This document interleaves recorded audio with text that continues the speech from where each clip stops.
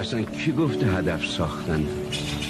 که به خدا اگر همه این ساختن ها بخواد کوچکترین گزندی به باورهای سبزمون بزنه، گناهی نابخشودنی. در هر حال ما به زندگی خودمون ادامه میدیم، در حالی که سعی میکنیم تمام لحظات اونو سرشار از شادی های سبز بکنیم.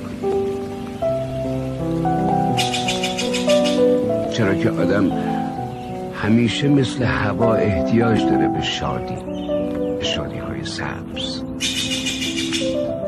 و در هر حال